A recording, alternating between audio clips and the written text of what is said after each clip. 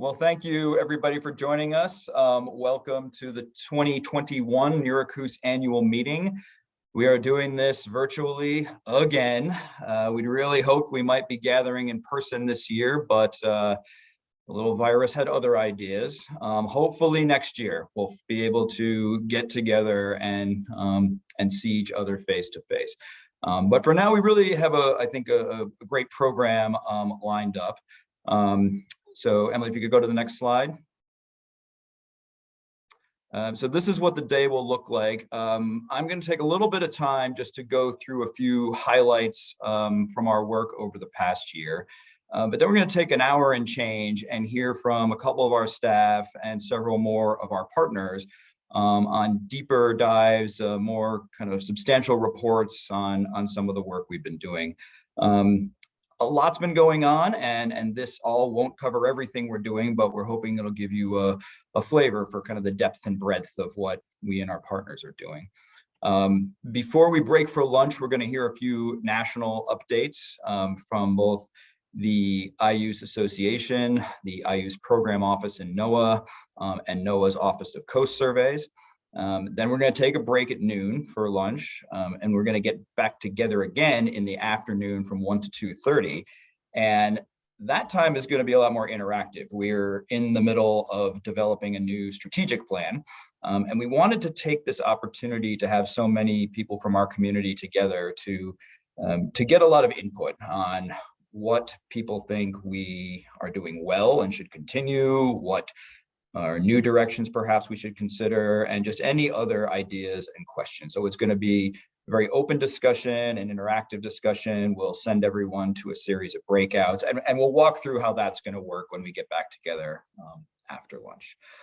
Before we get into our program today, Carl Gouldman, who's the director of the IOOS program office within NOAA, we've only got Carl for the first part of our meeting today. His colleague, Oriana, Villar, is going to share the IOOS program office update later. But while Carl is with us, I wanted to invite him just to make a few remarks before we get on the rest of the program. So, Carl, I'll hand the mic to you. Hi, Jake, and hi, NERACOOS annual meeting attendees and board members and PIs and everyone. As Jake said, I wish we could be in person and connecting. I also wish I could be at the regularly scheduled time I'm supposed to be briefing you. Jake knows why I'm not going to be there. It's so that I can be in the Infrastructure Investments and Jobs Act spend plan development writing exercise that's going on within NOAA right now. So there are 17 provisions in that law that provides infrastructure funding, and there are 2 provisions in there specifically for enhancing and improving coastal, ocean and Great Lakes observing systems. And so, as you can imagine, I need to be in those rooms to make sure we're fighting for the equities that you all have worked so hard to advocate for as well. To let you know how that's going, pretty chaotic process with very little time for the actual program managers to try to articulate what those investments would do and what they mean. We've got about 5 days to do initial drafts. We're going to have 3 or 4 days to iterate with leadership over those drafts, and then they're going to move them along. And they have to go to the Department of Commerce and then OMB, and then they go to the Hill. And then the Hill sometimes reacts and asks for changes. The schedule is 90 days for those spend plans to be done. So that's sometime in the late February. And I think NOAA's trying to get them there a little bit early, so that they're there before the next CR expires on February 18th. CR is a continuing resolution. Sorry about the acronym soup. And again, I'm happy to be here and say hello to you. And I am leaving by 10:30 for that meeting, and it runs until noon. I do hope to be back during your 1 to 2 o'clock time frame to be part of that strategic plan discussion if I can fit that in as well. Do you have any questions for me, Jake, or want me to cover anything else? No, Carl, that was great. All I want to say is I appreciate you making the time to join us in what I know is a busy day. And I especially appreciate what you're leaving us to go and do. The infrastructure bill represents a substantial opportunity for ocean observing writ large, really, across the US. But we of course want to make sure that IOOS priorities are as funded as fully as possible, and Carl's going to go in there and make that case. So thank you for doing that. Can I say one more thing? Of course.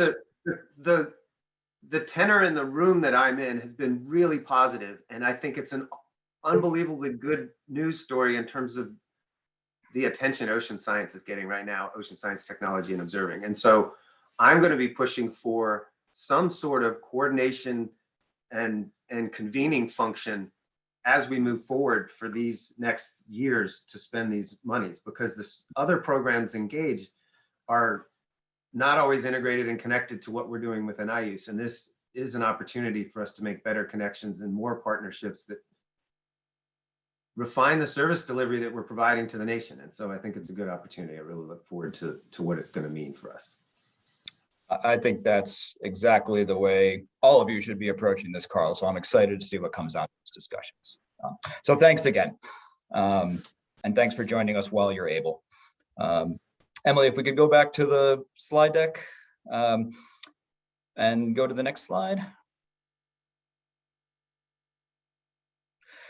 So one of the things I love about working for NERACOOS is that we are part of such a broad and really vibrant community in the Northeast region and nationally, including Carl and his team at the program office. We have a really engaged board of directors. Most of our system operators are among the top technical institutions in the region, and we have a really active and engaged set of users out there. But I would be remiss if I did not from the get-go acknowledge the 5 people that I have the pleasure of working with every day, and that really are at the heart of making sure this system stays coordinated, functional, and continues to grow and evolve to meet changing needs. So before I go any further, I just want to recognize Emily, Tom, Juliana, Rob, and Jackie, my esteemed colleagues, our NERACOOS team, and thank them all for the work they do. Way to go, guys. Okay, I'm now going to go through just a few, like I said, snapshots of some of the work we've been doing over the last year before I turn it over to a couple of our staff and partners for some deeper dives on some of our projects. So Emily, if we go to the next slide. So this year we are kicking off our new 5-year award. We're really excited about that. This is our current system map, but it's going to need to be updated. We have many new partners that have come into the proposal, not all of which are getting their work going right away in year 1. We are operating on a level funding from year 5 of our previous award. But we're hopeful that we will see increases in the IOOS regional funding through the FY22 federal budget, which will let us both build resilience into all of these key systems that we're operating at present and start to expand in new directions. We have started one new project in this first year, and that's a project that involves the Maine Center for Coastal Fisheries and the Passamaquoddy tribe at Pleasant Point. We haven't had a lot of work historically in Down East Maine, and I think this is a, for now, small but really important addition. And it got a little bit of coverage in the Portland Press Herald when IOOS, the IOOS program office announced the new award. So that was great to see. Next slide. We've also are really excited to announce the renewal of our Cape Cod Ports Agreement. This system works under an MOU with Mass DEP and NOAA co-ops. The system is implemented by the Woods Hole Group. It has included a wave buoy in Cape Cod Bay and a current profiler at the mouth of the Cape Cod Canal. And as part of the renewal, we're going to be adding a new wave buoy in Buzzards Bay. And we're really excited to see that. And that got a little coverage in the Cape Cod Times, which was nice. Next slide. We also, one of our longstanding assets is the buoy in Great Bay, right offshore from our headquarters in New Hampshire. This buoy has been long in need of replacement. It's one of our older assets, and this year we were able to do that. So, and this was really significant because we funded this buoy replacement cooperatively with the New Hampshire Department of Environmental Services UNH, and the Piscataqua Region Estuaries Partnership. So those three groups, as well as NERACOOS, all contributed to the cost of this buoy replacement. And that's pretty significant. We have several assets in our system that are cost shared with other partners, but I think this is the biggest group of partners that have come together on one asset. I also want to acknowledge the Great Bay National Estuarine Research Reserve, who played an important role in planning this replacement and making sure that it coordinates with their monitoring stations in Great Bay. So this is really exciting.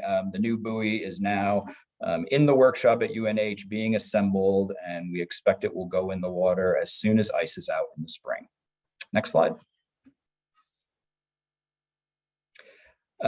This year, we are also really excited to officially launch the Mariner's Dashboard. This is our new and improved buoy viewer. The tool was actually online late in 2020 for a beta testing period. We got a lot of great feedback from users through focus groups and just through online feedback, led to a series of improvements. And like any of our products, we continue to refine and improve it. But I think this is a much easier and user-friendly way to see real-time data, recent trends, and forecasts from the network of observing buoys across the Northeast. And this includes both those that are managed by NERACOOS, as well as others, NDBC buoys, CDIP buoys. We have some Canadian buoys feeding into the system. So we're really excited to get that product out. Next slide. The Ocean Acidification Information Exchange had another really productive year. This is a global platform that is managed out of our team at NERACOOS. Juliana Mullen is the coordinator. And it's really growing in many exciting ways. It's now up to more than 1,500 members that are part of the exchange. Now, 20% of them are from outside the U.S., which is particularly notable because this was originally envisioned as a kind of domestic platform, but it's really become quite global. Those 20% span 64 different countries, and the map will show you where they're from. So from all corners of the globe. The platform also early on included a series of kind of thematic teams, 16 of them to be exact, that were defined by the coordinators. But over time, the number of teams working through the exchange has more than doubled to 33. And the new ones are all member driven. So this was where our members took initiative, created these new teams, and started interacting and working on different issues. You can see some of the stats for activity. It's a very active platform. And if you're not registered, I recommend doing so. It's a great resource for keeping up to speed with what's going on with understanding and responding to ocean acidification. Next slide, please. We have a new staff member coming on, and I'd really like to take this opportunity to welcome Katie Bland, who will be starting with us in early January. Katie is going to be our new engagement and research associate, and her position is unique in that it is being jointly supported and jointly managed with New Hampshire Sea Grant. So this is a novel partnership, staff sharing partnership that we're really excited to get underway. Katie's work is motivated by the development of the offshore wind industry and all of the new kind of engagement and analytical needs that is creating. So her job will be to really go out and lift our game a bit on engagement with that user community, and then channel some of the ideas, concerns, questions that she hears into new analytical and research activities. The scope of her work will be region-wide. She'll be working on wind energy development issues across the Northeast, but perhaps not surprisingly, with a particular focus on what's going on and how things evolve in New Hampshire. So many of you will be seeing and interacting with Katie, and we're really looking forward to her coming on. Next slide. We also ran a really unique webinar series this year in partnership with IOOS Atlantic, which is the Ocean Observing Regional Association for the Canadian Atlantic region. And thanks to funding from the US Embassy in Canada, we held a series of 3 webinars over September and October that tracked the voyage of the US Coast Guard cutter Healy, which had crossed through the Northwest Passage for the first time in, I think, almost 20 years. Did some research work in Baffin Bay, and then made its way down around the Newfoundland and Labrador, past the Canadian Maritimes, and into Boston. And so following Healy's trek, we held 3 webinars, one focused on the Arctic region, one focused on Newfoundland and Labrador, and then one focused on the Gulf of Maine and Scotian Shelf. We brought together a wide range of experts representing Indigenous communities, government agencies, academic institutions, different industries, to provide their perspectives on some of the science and policy challenges that the region is facing. It was a really, I found, incredibly interesting, informative series. It actually was endorsed by the UN Decade of Ocean Science, which helped to promote it, so that was great. And for the final installment, we actually had a wonderful welcoming video from US Senator Angus King that Emily is going to play for us right now.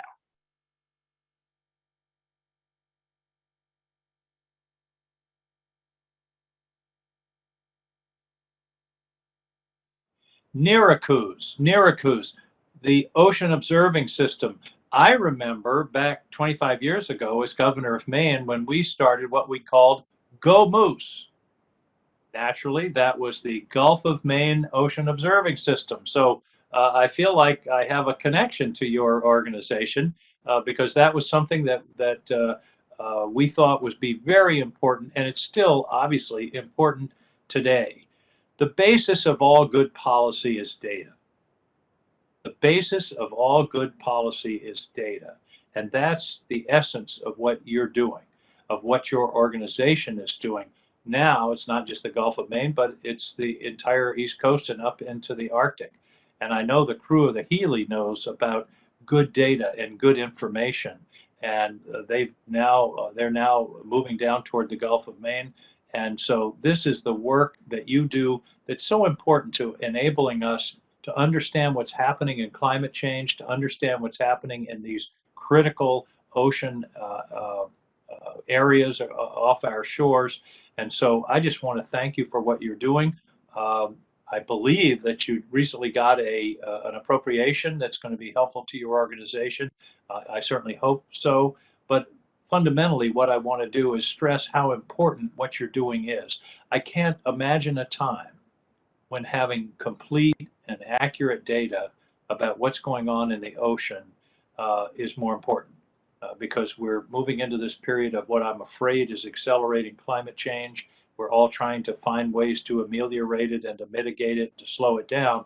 But the reality is it's there, and you're providing the information that will enable us to develop good policy in response to what's happening in the world around us. So congratulations on what you're doing. I appreciate the opportunity to join you, and thank you for the work on behalf of the oceans, the coastal states, and the United States of America.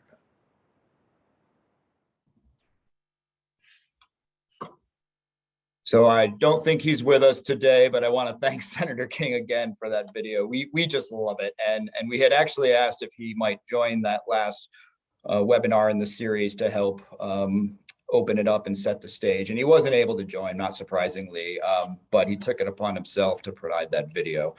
We're all, by the way, having the basis of all good policy is data tattooed across our shoulders in the NERACOOS office. So I think that's just a great line.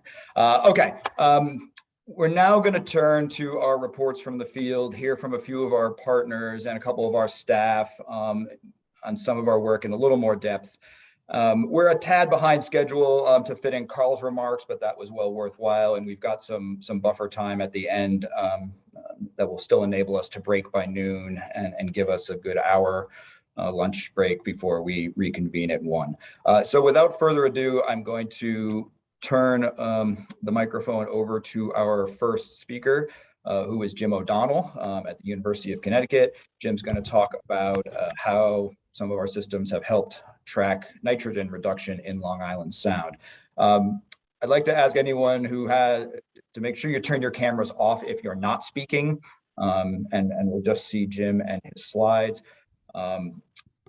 After as we start to approach 7 minutes or so, Jim will see me reappear on the screen as a subtle way of reminding him that it's time to wrap up, so we can take a few questions before moving on. So without further ado, Jim, the floor is yours. Hey, thanks. I'm going to give you a summary of what I've been doing in the southern end of New England for the last several decades.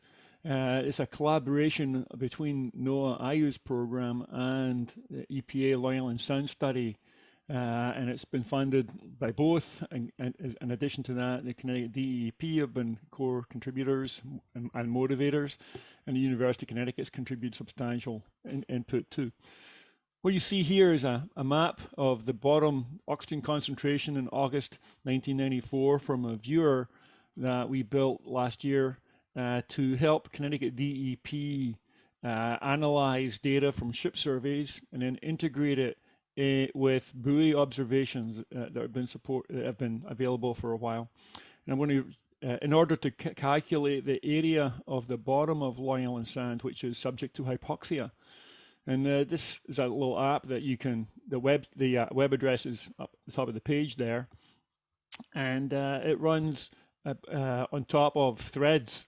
So the thread services that we've installed through the IOOS program and operate for the last decade or so provides access automatically to all the ship survey data. So you can pick which month you want to see on the little bottom left side there, and it pops up and it calculates the area of the bottom and the volume of hypoxic water in Long Island Sound. And these two things are important because legislatively, Connecticut and New York City are obligated to reduce the area of hypoxia and the duration of hypoxia as a consequence of Clean Water Act. Next one, please.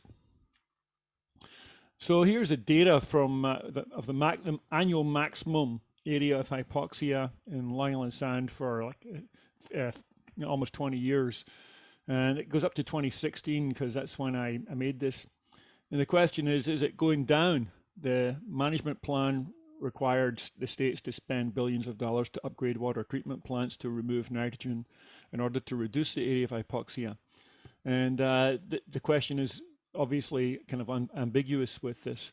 So I'm going to show you now that it has, and why buoy data in combination with ship survey data was essential to making a statistical assessment of the trend. Next one, please. So here are the location of 3 buoys, ArcG buoys supported by the Long Island Sound program.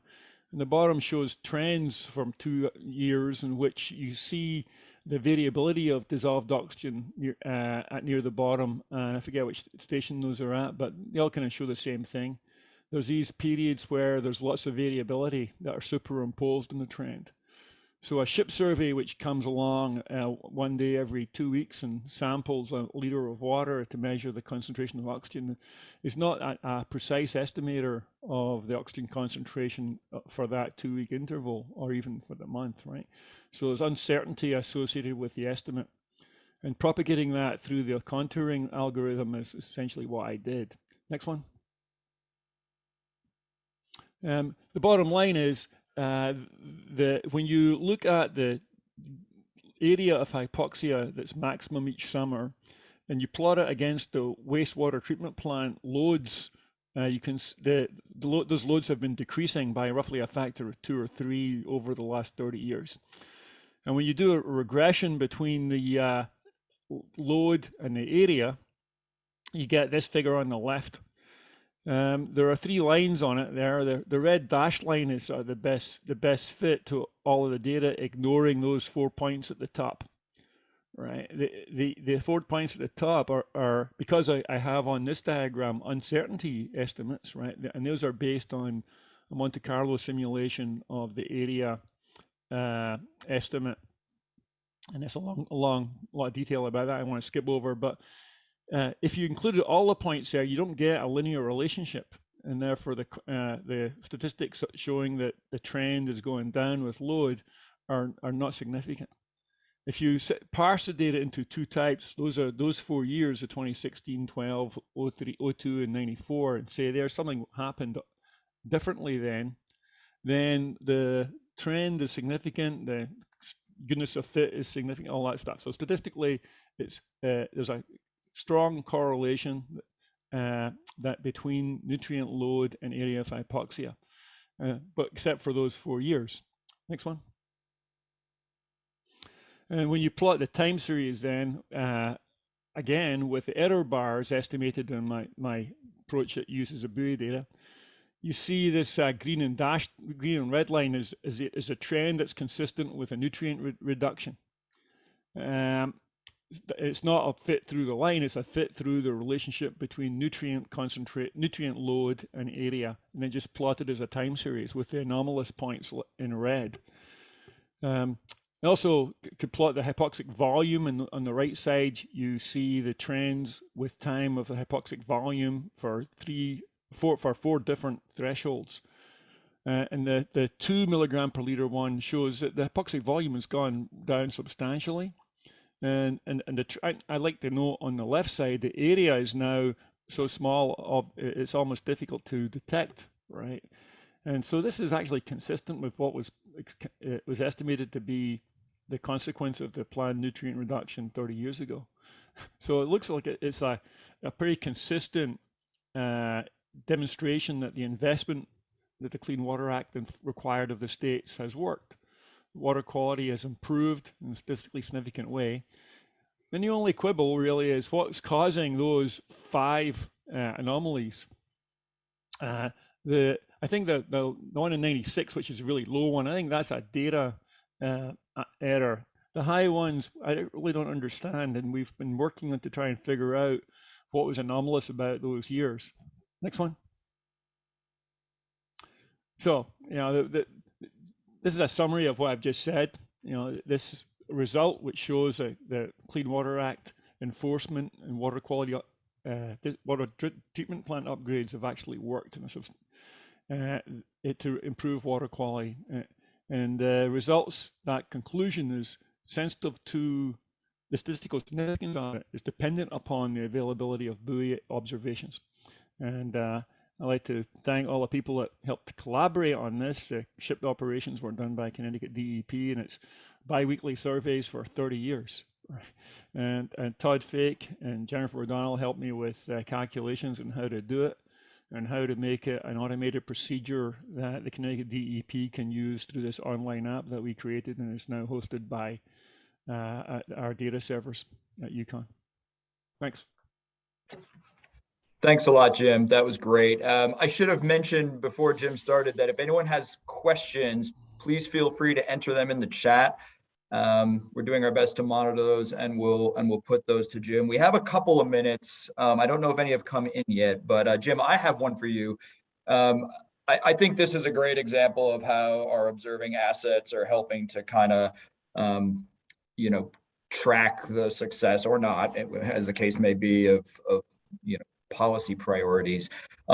Beyond the observing work in the water, do you feel that the sort of data delivery systems in place are working well to get the information to regulators and to the public at large? In other words, are we telling the story that the buoys are telling us well enough? I think the getting stuff to scientists has been pretty effective. Though yeah. I'm continually stunned by how lazy people are about trying to figure out how to use things like AirDAP. I got a complaint that I had a proposal due in 2 days and I couldn't get that AirDAP thing to work. So the problem there is not the data system; it's the people. And with getting stuff to the public, I think the weakness is that we're not getting credit where credit is due for the delivery of this data. Groups are using it and then forwarding it to the public, as if it was as if it was theirs in some cases and without attribution in other cases. And so, including TV news, and that's an ongoing problem that they don't really quite get, that people work to do this and that it's funded by institutions and programs. Thanks, Jim. We need to move on. I'm going to take one more question. We have had a few come in, and we're not going to be able to get to all of them. The first one, though, was from Todd Callahan, who just wanted to clarify what were the 4 anomalous years. He said he knows that 2012 was unusually warm, and I think it's hypothesized that maybe temperature has something to do with it. Yeah, well, you have to scoot back on 2 slides, I think, to see the time series again. Can Emily, whoever's running it? Yeah, there. So it's like 94, 2003, 2012, and then 2016, right? And I spent this report, which I submitted about 6 months ago, was about 6 months late because I spent 6 months trying to figure out why those 4 years were anomalous. And most recently, a fellow working in the Long Island Sound office has waded through all the EPA reports of nutrient discharges from treatment plants all around the region, trying to see if there was anomalies in the nutrient discharges from treatment plants in those years. Because what I used was the annual average nutrient discharge, which was easier to get, right? Because these reporting things are pretty awkward. And the answer is nutrient discharge doesn't seem to explain them. Temperature doesn't either. Okay. All right. Well, thanks, Jim. Before we move on, I just want to note another comment that came in from Cooper Van Franken. Cooper, I hope I'm saying your last name right. Who noted that the dissolved oxygen data coming in from the loggers on fishing gear through the EMOLT program could be helpful in untangling some of these questions. So that might be a worthwhile follow-up. But Jim, thanks again. We're going to move on to our next speaker, who is Beth Turner. Beth Turner is part of the steering committee for the Northeast Coastal Acidification Network.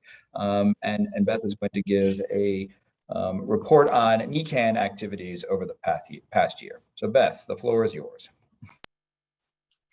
Thank you, Jake. I hope you can hear me well. The Northeast Coastal Acidification Network sits sort of underneath NERACOOS. NERACOOS is our parent organization. Jake is co-chair of our steering committee, along with Samantha Sidlecki from University of Connecticut. We have 4 working groups, and the chairs of the working groups are also members of the steering committee, and I'll get into some of their work. I'm delighted to be able to share some of our updates. We've been busy, so Emily, let's get into it on our next slide. For those of you who haven't heard about NECAN before, we strive to provide information and data and interpretations of data for policymakers in order to make our region more resilient and prepared to address coastal and ocean acidification. And the NECAN region is slightly different from the NERACOOS region in that we encompass maritime Canada from the north down to Long Island Sound in the south. Next slide, please. So as I said, we have different working groups, one of which is the industry working group. This is made up of people in the shellfish industry and wild harvest folks.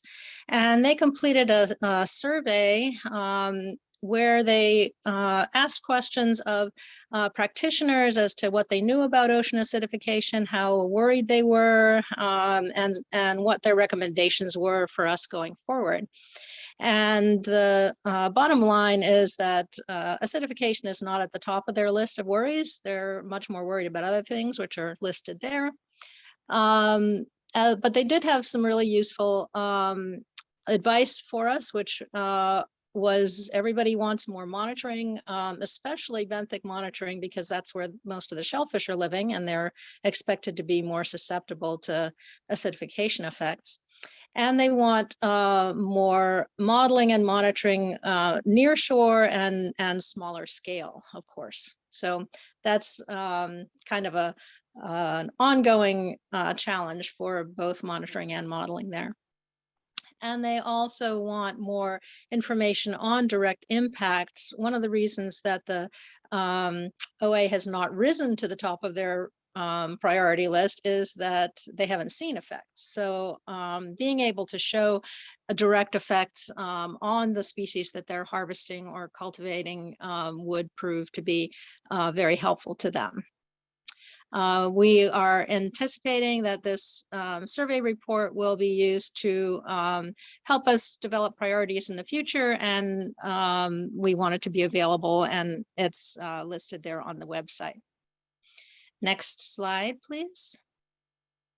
So in 2019, the Education and Outreach Working Group was extremely involved in developing a monitoring blitz, which encompassed citizen scientists in the entire NECAN region, where one day in August, everybody went out and collected total alkalinity water samples, or water samples that were analyzed for total alkalinity and pH. And 2 papers came out from that in 2021. The first was led by Jenny Rubin at Woods Hole, and that was sort of the data analysis paper. And then the second one was led by Parker Gassett at Maine Sea Grant, who detailed some of the logistics and the more citizen science aspect of the work.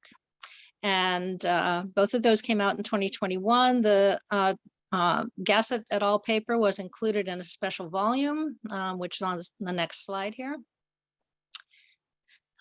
which was led by Jesse Turner of the OA Alliance. And this was a special journal of coastal management. And it was also shared at the COP event in Glasgow in November. So we have seen some traction from that effort. And as you can see, that journal is also available through NECAN on the website. Next slide, please. We spent a lot of time with the Education and Outreach Group, as well as our sister to the south, the Mid-Atlantic Coastal Acidification Network, or MACAN, developing a set of graphics that attempt to provide sort of a pictorial version of the drivers of coastal acidification. That's the larger version on the left, as well as some information for industry members, which is the upper right depiction there, and for policymakers, which is the lower right one. And these were meant to be visually appealing, as well as pithy summaries of information about the drivers, impacts, and potential actions that one could take in reaction to ocean acidification. Juliana from NERACOOS was absolutely fundamental in developing these, so we thank her for that. And you can also see those at the website there. Next slide, please. So the Science Working Group, which is chaired by Sam Sedlecki and Dwight Gledhill, was very instrumental in developing a paper for the Gulf of Maine 2050 conference, which project ocean acidification impacts to the Gulf of Maine in 2050. And this information is also available there through NECAN, but it was also used in some of the state reports. Massachusetts has been using some of that information. We intend to use some of that information in an upcoming effort to develop an infographic about impacts of OA to species. Next slide, please. The Management and Policy Working Group, which I chair with Steve Couture, developed a summary of OA actions that happened between 2019 and 2020. This was a very active time for our region. Many of the states either developed climate action plans or OA action plans, or had an OA commission or task force or something during those years. So it was very exciting to see all that progress, and we intend to have that be an annual event or an annual report. Next, please. I see you, Jake. I'm almost done. The annual webinar series, we started out, the very first thing we did as NECAN was have a webinar series. We've had several over the past years, and we intend to continue that. If you have any ideas for what a seminar series should be based around, a thematic area, please let Emily know. Next slide, please. So thanks, everybody. As you can see, there's a lot of information on the NECAN website. Please get involved. And if you are interested at all, please let Emily know. Thank you. Thank you so much, Beth. It's always really eye-opening to see everything that NECAN is doing, and that report easily could have taken an hour. So kudos for getting it in only 7 or 8 minutes. There's a lot of discussion interesting going on in the chat stemming from Jim O'Donnell's talk. I may have missed questions for you, Beth. So if I have, one of my colleagues will let me know, and we can put those questions to you. But for now, I have one. So I think the summary you just provided really shows how productive NECAN has been through the industry work group, the science work group, the management policy work group. One thing I've wondered is, are we doing enough, or what could we be doing more, I guess, to pull those threads together? There's just such strong momentum and strong outputs, through all of those different sectors, I guess. I'm wondering if there's more we should be thinking about doing to tie the industry, the science, and the policy pieces together. Yeah, I'll answer my own opinion, not speaking for the entire steering committee. And it will be something that will not be a surprise to you, is that monitoring runs as a theme through all of the groups. We need to get a better handle on trends, especially nearshore trends, and to understand variability and impacts. So I think that there's a lot of data to be mined there, and to be able to be used in each one of those working groups. I think if you asked anyone in any of the working groups what was their number one need, is we need more information, about what's going on in the water. And then second to that is we need more information about the impacts. So I think the data, the monitoring data, and the impacts, I think there's a lot of benefit to be gained from combining those working groups. Yeah, maybe not surprising. Those of us at NERACOOS hear often that we need more information on a number of things. So that's not surprising. We need to move on in a moment. We did have a question come in from Andy Pershing that maybe, Beth, I'd like to invite you to give a quick response to. And it has to do with the interactions between acidification and water temperatures. And I think what Andy's asking is that interaction sufficiently understood among our user community? In our user community. So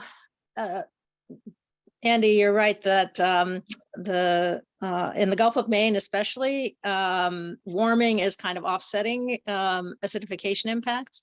So that's weird for our region. I don't think it's sufficiently understood by the general public. I think the scientific community is pretty much understanding the impacts, but I think that the interaction of OA with a whole bunch of other factors, with warming, with runoff, with harmful algal blooms, I think there's a whole lot that we don't know, certainly. Okay. All right. Well, thanks, Beth. And we're going to have to leave it there. But thank you again for a really concise and informative report. That was great.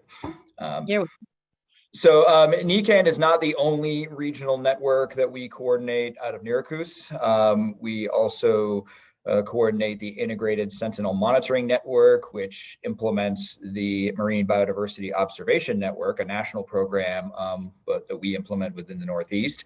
And our own Jackie Motyka is a coordinator and leader of that work, and she's going to provide us an update on our marine life efforts over the past year. Jackie. Thanks, Jake. So good morning, everybody. As a few of us have mentioned, it's really unfortunate we couldn't be in person today. I know we were all really hoping we could do that and really looking forward to next year and all being in the same room with all of you. Next slide, please. So I thought I would just kind of take a step back first and frame this, our marine life program in the work that we've been doing for a long time. And I think the comments at the end of the NECAN session set up this talk perfectly. Thank you, Beth. I appreciate that. So in the Northeast, we've built and have sustained an ocean observing system, which has a diversity of different types of assets and data collected, some of which you can see in this picture, from gliders and moorings, coastal stations, HFR, satellite products. It's a diverse combination of data types that provide a lot of information about what's happening in our physical and biological environment. And thinking about the future and what types of decisions we need to make, and especially resource managers as it relates to climate change, how do we think about the marine environment more holistically? And Emily, 2 clicks, please. So the image depicted on the right here is thinking about how we utilize this existing framework and build upon it and integrate and augment it to look at our marine biological system and how we monitor that.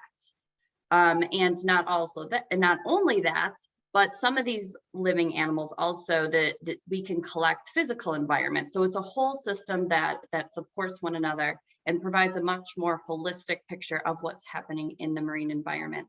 And also, please, yes, I acknowledge that picture was, I stole it from the West Coast, so the species don't quite match up. But I thought that Francisco Chavez and at Mbari and Mban did a nice job of showing some of these new technologies. Next slide, please.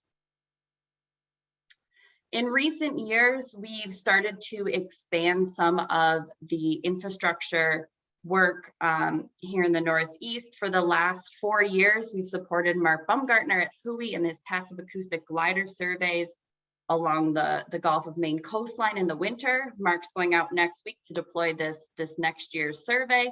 And these listen for cetacean detections along the shore. And then last year, working with ATN and some funding from ONR, we were able to provide some support for Mass DMR to deploy some additional telemetry stations along the Cape Cod shore, listening for white shark tags. Next slide, please.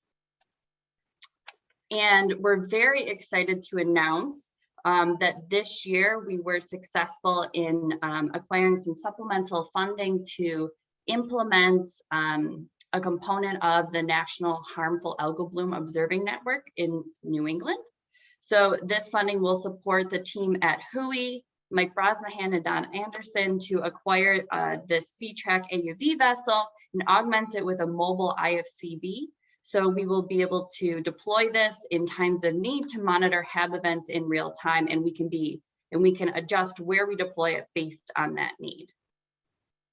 Next slide, please. Going back to thinking about the ocean observing system that we've had in place for a number of years, we have supported the operation and continued refinement of NECOFs, and this is of course Chen's work at UMass D. And more recent work has expanded this to start adding biogeochemical parameters, and not only just adding them, but with a mind to how are we going to provide this information to managers so that we can provide them with the information they need to make actions. So this fall, the OA Thresholds project team met with 3 different focus groups that were identified that could potentially use this information to make decisions about their work. So there were groups, the water quality managers, mussel growers, as well as aquaculture facilities that use upwellers.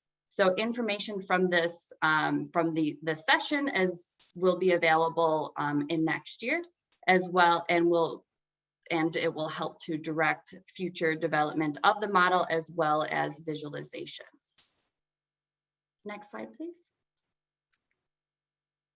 Oh, thank you. So the Integrated Sentinel Monitoring Network, as Jake mentioned before, is a regional collaboration which provides us with a framework to better understand, observe, and interpret ecosystem change in the Northeast. This is a co-led effort with NREC, and it represents a broad consensus of scientists and managers from throughout the region. Many of you were involved in the Science and Implementation Plan that does an assessment of what current work is being done throughout the region to monitor these biological variables. What are some of these key species we need to be monitoring that can help to act as an indicator of this change? And where are the gaps that we really need to address? And the website there, I would encourage everybody to have a look. You can access all this information there, as well as our monitoring inventory of the monitoring programs that are currently available. Next slide, please. And as the first pilot program of the ISMN network, we have been funded by the Marine Biodiversity Observation Network to implement a Gulf of Maine node.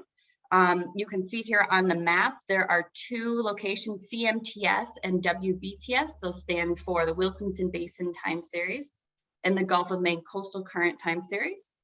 There's a variety of parameters being measured at both of these stations with an eye towards the key sentinel indicator of Calanus finmarchicus, recognizing that there's the relationship between Calanus and North Atlantic right whales, and a lipidscape can be provided to help predict whale population distribution. Okay, I'll go quick, Jake. Next slide, please. Data is coming available in ERDOP very soon. This is our test server. You can see the project data as well as new data that we're working with the Northeast Fisheries Science Center on the continuous plankton recorder data. Next slide. Initial data, this is done by Rubao G and Jeff Runge.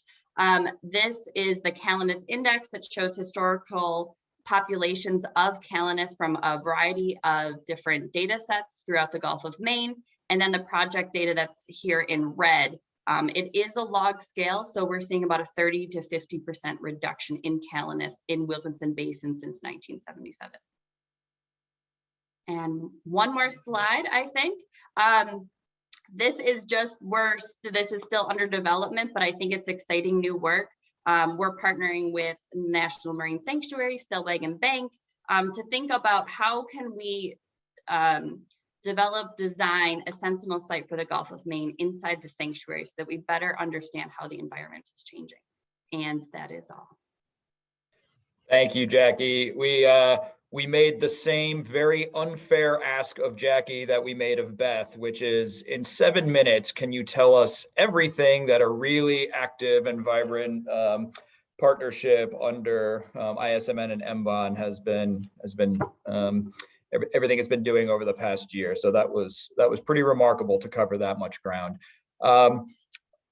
Jackie, I have a question for you. You are in a very unique position as the ISMN and MBON coordinator and as the NERACOOS operations manager. So I think more than anyone, you kind of sit at that juncture between our burgeoning biology and ecology work and our longstanding kind of physical and chemical oceanography work. And a few of your slides, I think, kind of invited this question. So I'm just wondering if you have any thoughts on what we could do to better bring those together, to not, to integrate the different aspects of our observing system, whether that's through engagement or data products or other mechanisms. So any thoughts on that? I think that's a good question. I think it's complex. And where do you start? I think you start with what are the needs? I think just, as our work has always been directed, what are the stakeholder needs in that area? And I think making sure that we have an eye towards the biological needs as well. so that as hopefully we are able to recapitalize our existing infrastructure and redesign those assets, we have an eye towards how can we maybe add sensors or augment or think about a new technology so that we're not necessarily creating one new thing, but it's more of, it provides a more holistic picture of the marine system. I think that's a really important point, Jackie. I think one way I kind of would frame what you just said is that we think about our existing kind of physical oceanographic observing system as critical infrastructure, and we know that is used by mariners of all stripes to help with navigation and safety, as we're about to hear in a moment. It's used by emergency services and weather services. And I think we really need to be thinking about the biological observing systems in exactly the same way, that is key to our ability to understand and manage living resources in the same way that our longer standing systems help us work safely in the ocean. So thanks for those thoughts. We're going to have to move on. Everyone knows where to reach Jackie if you have thoughts or ideas you'd like to discuss with her. It's now my pleasure to introduce Joe Dellicarpini. Joe is with the National Weather Service office out of Boston and Norton, Mass. And he's going to be talking about how our NERACOOS data help with predicting coastal flood impacts. So Joe, take it away. All right, thanks very much, Jake, and good to see everybody virtually again this year. Hopefully we can meet again in person next time. So I wanted to talk a little bit about how we use NERACOOS data, and we use it very heavily at our office to predict coastal flood impacts. So I figured what better way is to actually show a real life example. So we had some, the late October nor'easter, if everybody remembers, that produced some coastal flooding and beach erosion. So if we go to the next slide, we can just take a look at kind of the overview, maybe refresh everybody's memory. So it was just before Halloween, we had this nor'easter that lasted a couple of days, intensified pretty rapidly over the waters. Actually was defined as a bomb cyclone, which is pretty rapid strengthening in about a 24-hour period. It produced high winds along the east coast of Massachusetts. There were many power outages in that area. Also minor to moderate coastal flooding, a little bit higher than we had originally anticipated, and I'll show why and show actually how NERACOOS data was the first clue that this was going to be a little bit bigger than what we were anticipating. So leading into the event, our forecasters were concerned with the wind damage and certainly the power outage threat. That was the main thing, but also the coastal and marine impacts. Would there be enough storm surge, wave action in particular, to produce coastal flooding? And what about our marine partners, Coast Guard, ferry services, that it would have to be shut down? And what ended up being a smaller threat was the actual freshwater or heavy rainfall flooding threat. So on the next slide, we can go to kind of an overview, and this was our messaging that began Sunday morning, a couple of days before the storm. We knew it was going to be a prolonged storm, slow mover, a lot of rain, again, strengthening winds, building seas. So we were pretty much focused on the wind and power outage potential, but also had that secondary concern for coastal impacts of the minor coastal flooding and beach erosion. So on the next slide, this is something we use very heavily, the NERACOOS web portal, believe it or not. It gives us this particular screen, in addition to the Mariner's dashboard, which is a great one-stop shop.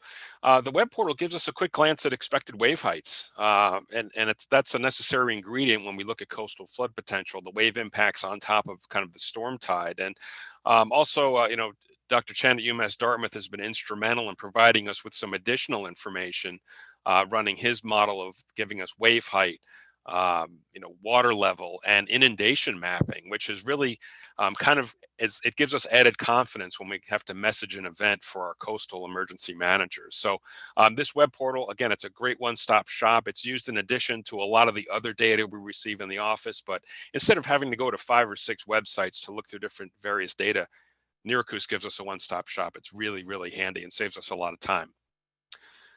On the next slide. So this is just an example of Dr. Chen's forecast. He does it for several areas, Boston Harbor, Situate, for example. And his forecast showing the inundation on the left and the significant wave height on the right, it really helps us give us an added measure of confidence when we produce our forecasts and have to relay our messaging, again, both to emergency managers, but also on social media. We have a very large following on social media. So this helps the coastal residents to really be prepared for what can be a significant event. On the next slide. Now this is, to me, this is why NERACOOS is so important. We have two tide gauges. One is in Situate, one is in Gloucester. And NERACOOS, we all remember Rue Morrison. We absolutely, miss him and love him so much. He took the bull by the horns. When we initially established these tide gauges, which are radar-based tide gauges, they're low cost, produced by the folks at UMass Boston, Francisco Perry and his group. We needed extra tide gauges, but the traditional tide gauges are in the six figures as far as cost. It's just not feasible. So working with the Tribdis group at UMass Boston, Francisco and his group, these are low cost sensors. They're about $20,000, I believe. The annual maintenance is only a few $1,000s. They're above water, so there's no issues with corrosion.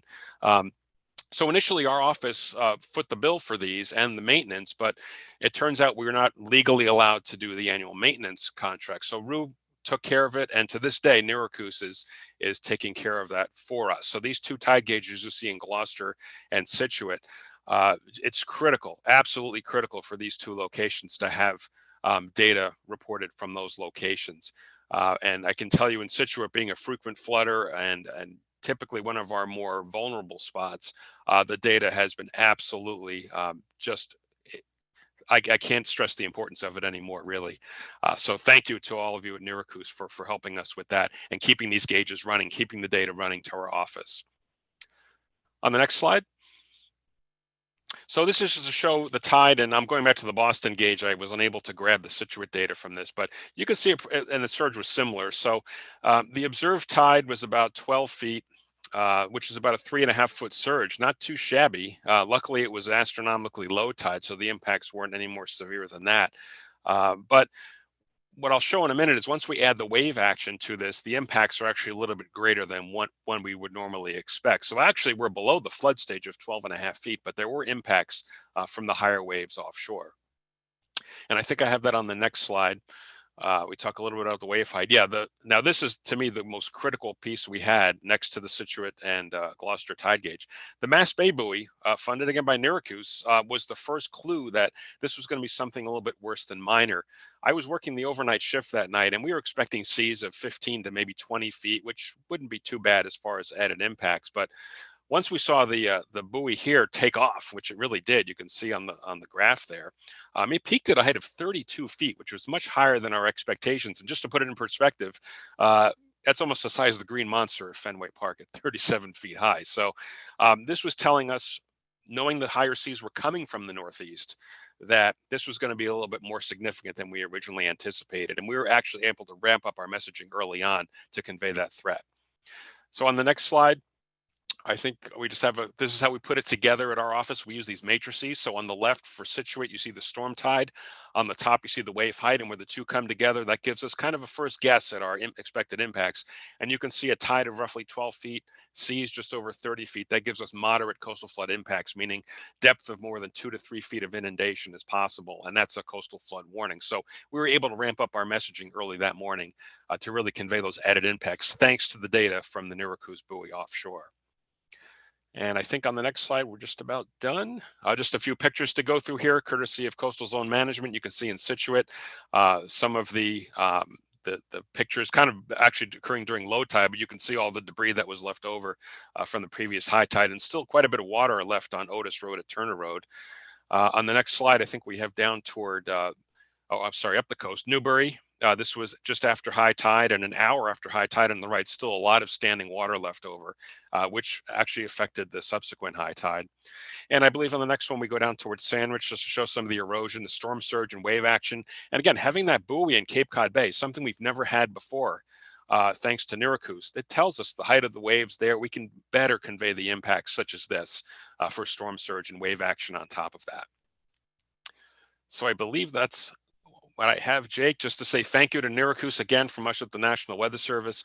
We routinely use the data for coastal flood and marine impacts. That Mariner's dashboard is a very useful tool, a one-stop shop to look at all the different data that we have available. And of course, the data from the tide gauges in Gloucester and Situate, it's absolutely invaluable. So Jake, thank you to you and everybody at NERACOOS for what you do to give us data. You're kind of our eyes out there during these events. Well, thank you, Joe. And those really nice comments about the dashboard have Tom Shyka and Riley Morse Young beaming somewhere, I'm sure. Oh, and they know how happy I am. We talk all the time. Joe, one of the things I really liked about that presentation you just gave is it shows, I think, really effective use of combinations of assets. So the tide gauges, the offshore buoys, the modeling system, how that all sort of funnels through your forecasting and communication system. So that's really great to hear. Yep. I have a question for you before we move on to continue on this theme of coastal flooding, Sure. which is and it's becoming, an increasingly prominent issue in our world, and we're hearing more and more demand for increased coverage of water level stations. And I was interested in your take on where we need to go there, and whether that's specific sites or just kind of the overall, density of stations, or however you want to answer that. But I'm just curious, what more do we need to do? What do we need to do differently in terms of tracking, or I suppose modeling water levels and flooding? Yeah, I mean, I think we're on the right path. So, over land, we're blessed with a very dense network of weather stations. I mean, we have airport stations, home weather stations, but over the water, not so much. But really, the past 5 years, Jake, it's gotten so much better. Dr. Chen's modeling at UMass Dartmouth, for example, is one great component to that. But the more of these, low cost tide gauges that we can have, I think that's the way to go. Go working with the folks at UMass Boston there at the Cribdis group, with Francesco, hitting these hot spots. So we did Situate. That's one of our known hot spots. Gloucester, another one. It's always a challenge to get the funding, and we try to get the local communities too. But the more of those that we can have, absolutely the better. And working with universities for some of these wave buoys. You mentioned the Buzzards Bay wave buoy coming in. That, for years we had wave data there. Then the sensor kicked out, and funding being what it was, we've had no data for a long time. So we're looking forward to that. Again, I mentioned Cape Cod Bay. We've never had wave data there. It's been a guess for our forecasters. So we have data there. We have additional buoys offshore, the Massachusetts coast. It's just been, having those additional, working with universities, different partnerships, low cost tide gauges. It's all part of the puzzle to me. But of course, we know with rising sea levels, we're starting at a higher, starting point. The minor nuisance events are more common, and so are the moderate and higher events, unfortunately. So it just helps us better predict, better message, and get people prepared for these events. Thanks, Joe. And I don't want to forget, you mentioned the importance of the Mass Bay buoy. I think it's worth acknowledging that buoy is jointly supported by the Massachusetts Water Resources Authority. So I want to say a thank you to them. Yes, thank you. I'd also like to know, you brought up the potential of the increasing kind of toolkit of low-cost sensors that's emerging. There's an interesting pilot project that's just gotten underway up in Penobscot Bay in Maine that's being run by U.S. Harbors.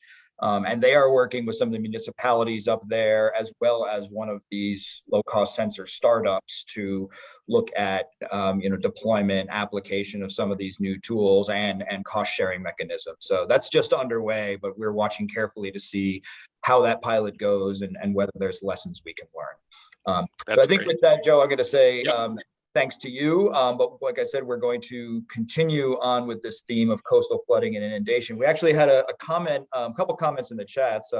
Paul Stacy noted that we'll need to deal with the issue of coastal retreat as we continue to track this problem. We're not going to get into that now, but I'll just note Paul's comment. The other one I think came from Nicole Bartlett, who noted that your talk was great because it used a particular location and event to sort of highlight this challenge. And I think that's a good segue to our next talk, which is from Kirsten Howard at New Hampshire Department of Environmental Services, who is going to be sharing an analysis that we've been working on with DES and several other partners focused on data from the Hampton Tide Gauge in New Hampshire. So Kirsten, I'll let you pick that up. Thanks, Jake. And yeah, Joe, Joe's presentation sets this one up really nicely too. A lot of parallels in terms of recommendations I might make as well related to low cost sensors and tide gauge monitoring. So I'm going to share with you a not yet published report that the Department of Environmental Services Coastal Program is releasing probably in the next week or so. And as Jake said, it's been a great partnership with NERACOOS and NOAA to put this together over the last several months. I'm going to give credit to Tiffany Chin here, a former colleague of mine who did the bulk of the analysis and a lot of the drafting for this, and we'll jump right in. So we'll be summarizing instead of focusing on storms as Joe did, how these types of low cost gauges help us understand the frequencies of high tide flooding, particularly in Hampton, New Hampshire, for the tide gauge that's there that has been active since 2013. Next slide, please. All right, the basic purpose for summarizing this data from my perspective as a coastal resilience coordinator for the coastal program was really to ground truth a lot of the observations we were hearing from residents in the community in some data, which we really hadn't done. The gauge had been out there for several years, but there was no real protocol in place or process in place to be summarizing it regularly. So I wanted to understand the frequency and inform decisions related to that. Next slide. Acknowledging the team here from NOAA and the Coastal Program and NERACOOS, as well as the Seabrook Hamptons Estuary Alliance, which is a stakeholder group in the area. Next slide. And just to give you a little bit of sort of background on the community here, Hampton Beach, many of you may be familiar with. It's a village district within the town of Hampton, about 2,700 permanent residents on this barrier island system with many, many more seasonal visitors and residents, given its tourist focus. When it floods from both the Atlantic coast side and the marsh side. On the east of the image here, you can see this is depicting sea level rise scenarios, and a 1 foot sea level rise scenario in the darker purple, shows some flooding coming up on the side roads in Hampton from the salt marsh side, from the Back Bay side. To give you another interesting piece of context here, the town of Hampton holds 24% of all of the National Flood Insurance Program policies in the whole state of New Hampshire. So it's obviously one of our most flood vulnerable community in the state. And the town has taken some steps to strengthen floodplain regulations in recent years, one of which is looking at that threshold that they use of 10 feet mean low or low water as their high tide flooding threshold, and providing free parking at higher elevations to residents who need it under those conditions. All right, next slide. So the tide gauge that's out there was put in place in 2012 in a partnership with the Piscataqua Region Estuaries Partnership, and then maintained by Francesca's group through subcontract with NERACOOS in a similar way to the gauges that Joe was describing. It monitors water levels at 6-minute intervals. It's out of the water. It's a sensor on a dock out there. It has been operating on a near continuous basis since February 2013. I'd say it's been limping along to an extent with sort of intermittent funding and some maintenance issues, but enough data there for us to really take a look at frequency, at least, of high tide flooding. All right, next slide. To ground you in our flood stages in this community, I mentioned 10 feet mean low water is action stage. That's what the community sees as high tide flooding. That's when the roads start to see a brief inundation on a sunny day. And then you get up to 11 feet, we have a minor flood stage, or the beginning of the flood stage. 12 feet is moderate and 13 feet is major. Next slide. All right, so to summarize what we saw in the data here, basically at least one high tide over 10 feet was recorded on 30 to 40% of the days of every year between 2013 and 2020. For another stat related to that, in the year 2020, there were 166 high tides over 10 feet. So 166 high tide flooding events in this community.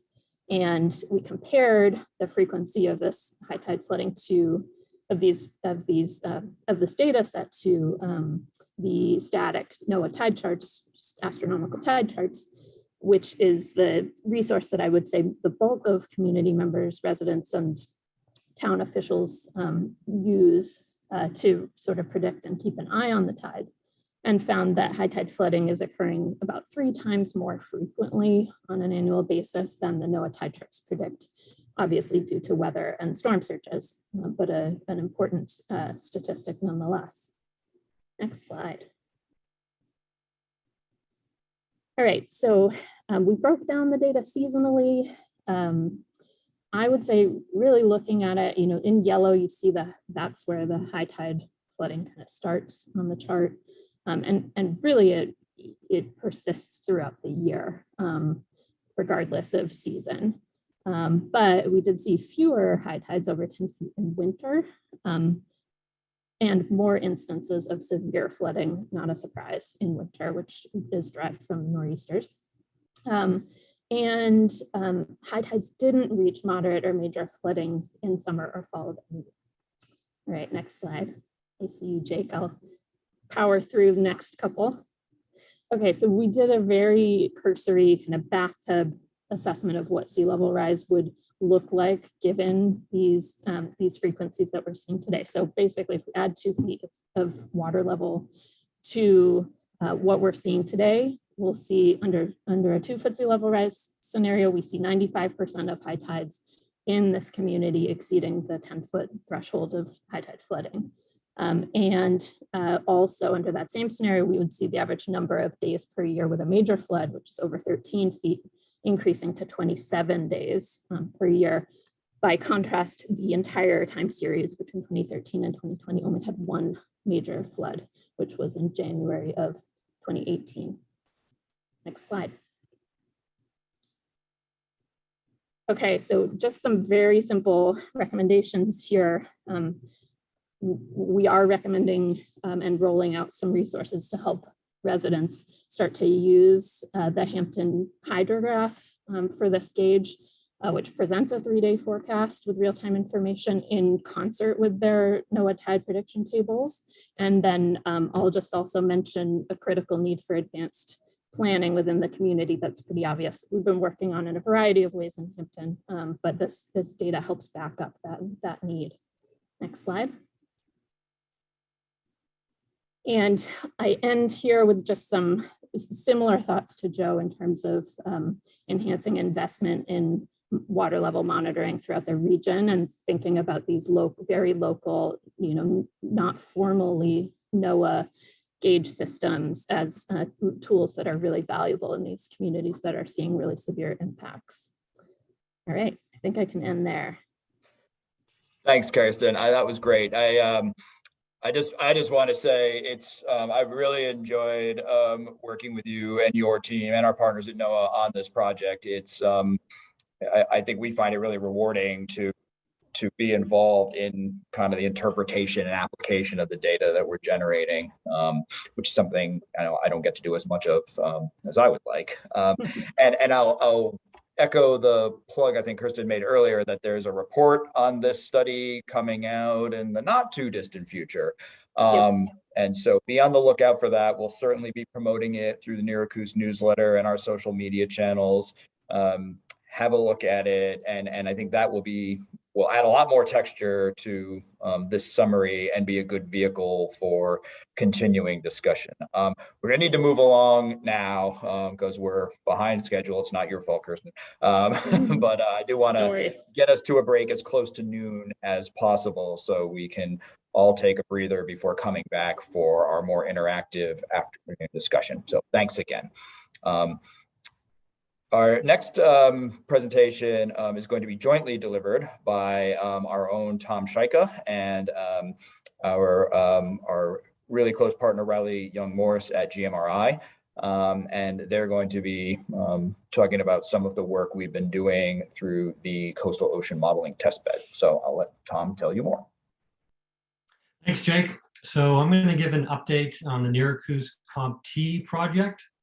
Our co-investigators on this project are Chang-Shen Chen at UMass Dartmouth, Joe Salisbury and Alex Prusovich from UNH, Bob Beardsley from WHOI, and Riley Young-Morse from GMRI. So next slide, please. So what is CompT? CompT is the Coastal and Ocean Modeling Testbed. This is an IOOS program, obviously focused on coastal modeling, with a mission to accelerate transitions from research to operational ocean products and services. So the CompT projects support work like the improvement and development of model code, development of modeling tools and techniques, the development and support of modeling cyber infrastructure like cloud computing infrastructure to support coastal modeling. Next slide, please. So the NERACOOS CompT project. Basically, we're trying to improve the forecasts of coastal inundation that Joe described and illustrated. But I'm going to use this diagram to illustrate one of the major goals of this project. So there are ocean models, hydrodynamic models that can forecast coastal inundation. There are also land-based or hydrologic models that can forecast flooding coming from the land. Typically, these models are separate, distinct models and aren't necessarily designed to share information very well. So one of the major goals of this project is to develop a model coupling framework for these two types of models to be able to share the forecast to improve coastal inundation forecasting. Other goals of this project are to make improvements to the individual models, as well as engage the stakeholders to understand what their needs are, and also to transition a component of the oceanographic ocean model to NOAA for operations. Next slide, please. So the modeling systems that were employed for this project include NECOFS, Northeast Coastal Ocean Forecast System. This was developed by Chang-Shen Chen and Robert Beardsley and has been supported by NERACOOS for the last 10 years or so. And you saw a lot of the output from this model in Joe's presentation, so that was great. Thanks, Joe. This NECOFS is a sophisticated ocean modeling system. It includes a regional weather model or meteorological model. It includes a regional hydrodynamic model. And these models assimilate satellite data, buoy data. There's also a regional surface wave model. And then nested within the regional hydrodynamic model are higher resolution coastal inundation models. So this modeling system produces a 5-day hourly forecast now every 24 hours. Next slide, please. The regional hydrologic model that we're working with in this project is the water balance model. This is also a sophisticated hydrologic model developed by UNH. This has actually been deployed around the world to characterize and model the hydrological cycle. And so there's a regional version of this model in this project that's focused on forecasting the volume of water, the temperature of water that's entering the coastal zone. Next slide, please. So as part of this project, there are some significant improvements that were made to NECOFS. I listed some of the highlights here. One of the major accomplishments coming out of UMass Dartmouth for this project is the development of a new grid for NECOFS for the hydrodynamic model. It's a larger grid. It's got higher resolution in the coastal areas. This grid has been tested and it will be replace the existing grid that's currently operating in NECOFS in the new year. And this grid also will be transitioned to NOAA for operations. Next slide, please. Also, significant improvements were accomplished for the water balance model in this project. I've listed some of the highlights of those improvements here. One significant improvement was the assimilation of USGS stream gauge data into the water balance model that improved the performance. And those stream gauges are highlighted by those purple dots in the map here on the right. Major work by both teams at UNH and UMass Dartmouth was put in to develop the model coupling framework, which was successful. Next slide, please. And this framework is sort of illustrated here in the image to the left, where the red lines represent the atmospheric or meteorological model of NERACOOS, which feeds into and drives the water balance model. And you can see that kind of represented in the blue, in the Northeast region on the land. And then now the output from the water balance model is then fed into the hydrodynamic model within NERACOOS. So a successful coupling system has been developed. A lot was learned in this process, and we propose some more work to improve and refine this coupling system that will be, shared with modelers, nationally and around the world. And next slide, please.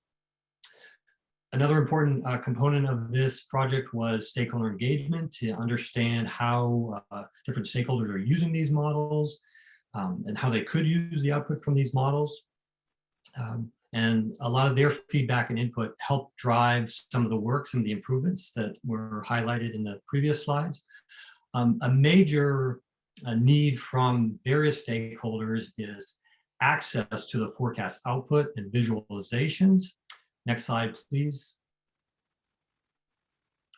So on this slide, I've got screenshots of online tools. The one on the left is from UMass Dartmouth. It's a tool that allows you to visualize NERACOOS output, also get access to the actual forecast data. Image on the right is a tool at UNH that allows you to visualize and access the output from the water balance model. Next slide, please. IOOS in the CompT program also developed a national model visualization tool, which is on the left. Through this tool, you can visualize models from around the nation, both academic and federal models. And on the right is our Mariner's dashboard. And in this tool, we do visualize model output. You can select a buoy and then go to a forecast and actually see the observations compared to the forecast at that location. One thing we did learn through our outreach is that a lot of our stakeholders would like to see the map type view of the forecast that you see to the left integrated into our Mariner's dashboard. You're going to hear more about that, the design of that work and the implementation of that work from Riley in a second. And I'll get on to my final slide. Next slide, please. And this is on the model transition. This is a priority of the CompT program, is to accelerate that transition from operations, from research to operations. And this has been initiated in this project. So the regional hydrodynamic model for NERACOOS, that new grid, that FVCOM grid, will be transitioned to offices within NOAA. We've initiated that process. It's going to be a significant amount of work, but that has been started by our teams. And I'm going to end there and turn over to Riley, and happy to answer some questions after Riley presents. Thanks.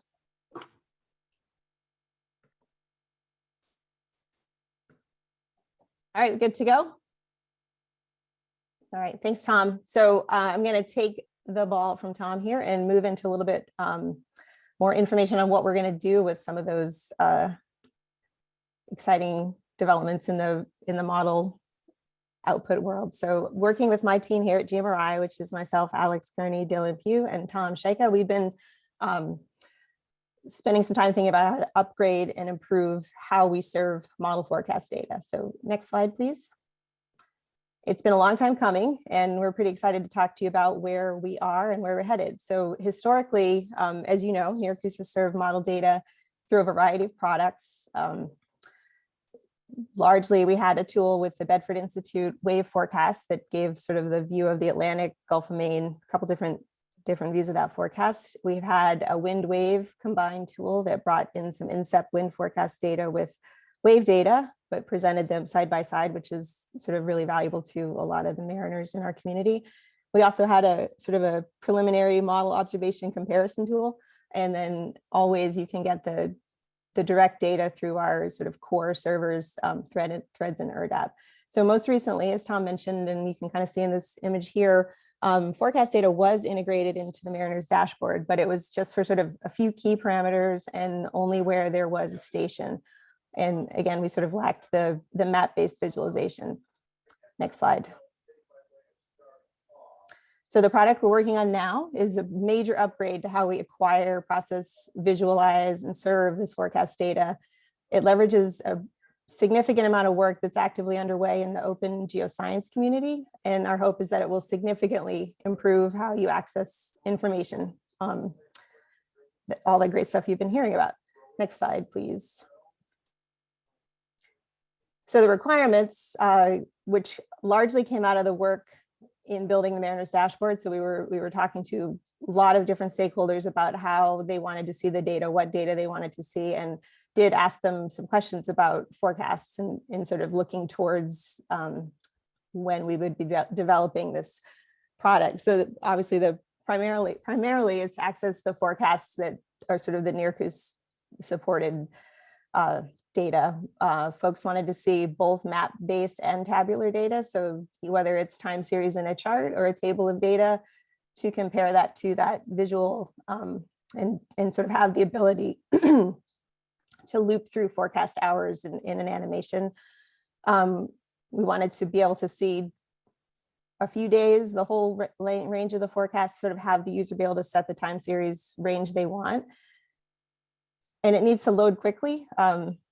You're at the beach with your phone, you want to be able to see what the forecast is, and we wanted to integrate into existing products. So not to perpetuate more and more products, but to kind of continue to build upon the tools that we do have. So the image you're seeing here is just a looping animation of the Bedford wave forecast. Next slide, please.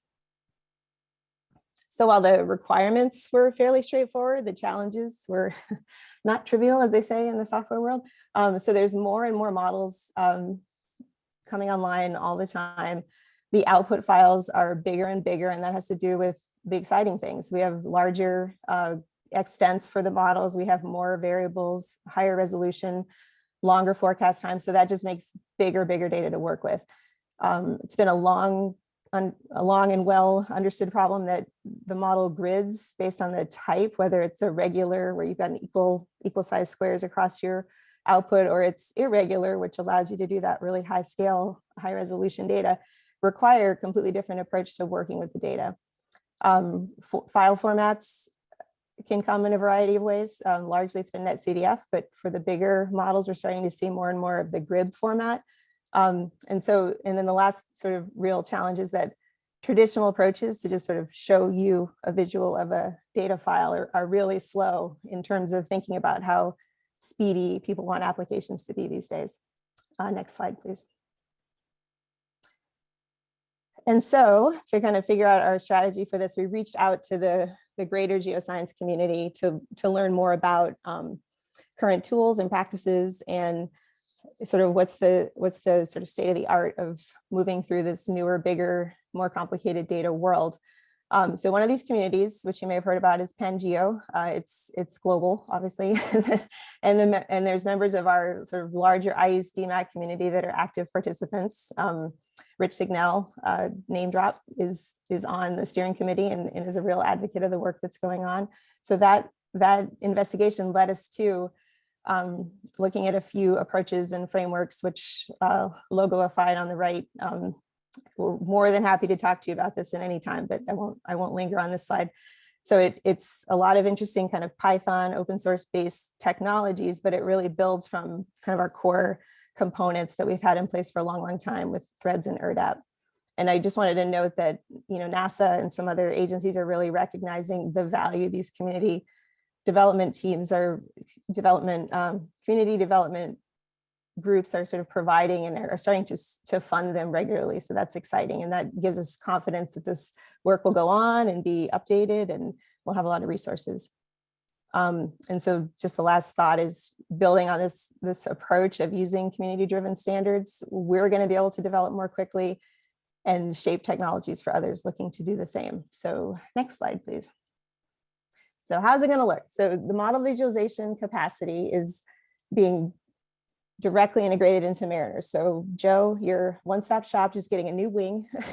There's going to be whether it's going to be in the menu and or accessible through the sort of primary time series data, you will find forecast products. And so what we're going to present to you is the map, and then available data layers, capacity to loop through time series based on the time range you're interested in. But the most exciting part is, these layers are going to be clickable. So you click on any point in the grid, you're going to be able to pull back out a time series and presented to you, largely through these sort of chart presentations. Next slide. And this one's kind of important because it's kind of by popular demand, bringing back the combined display where we were able to integrate wind and wave together to give that broader picture. And next slide. And so also for the forecast output that has directional components, we can show that in the layer. So you'll be able to see the sort of size, speed, length, whatever the component is for currents or wave or wind direction. Next slide, please. This is just a quick glance at the models that we're currently working with.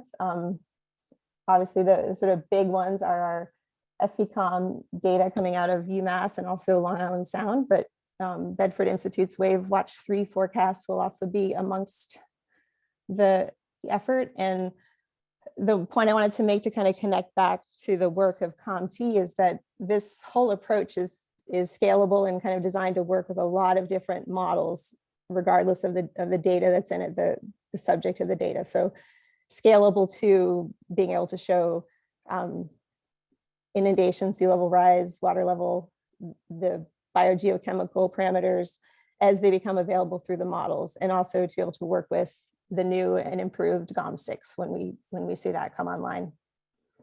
Next slide. So coming soon, watch this space. You'll hear more about it, and we're really excited to be working on this project. Excellent. Thank you, Riley and Tom, for that great update. Riley, I think I learned a new word in there, logoify. I'm gonna have to throw that one around from time to time. I think I just made it up, but it's all yours. Juliana made a note in our chat that we're obviously running a bit behind our agenda, and so we're going to keep things moving along. We want to try to break as close to noon as possible. We might run a little bit over, but so that we all have a good break to rest our eyes before we come back for the breakout group discussions in the afternoon. But we want to make sure we give some time to 3 national scale updates that we have before the break. The first of which is from Josie Quintrell. Josie is the executive director of the IOOS Association, which I'm guessing most of you are familiar with, but it's the representative body for all 11 of the IOOS regional associations.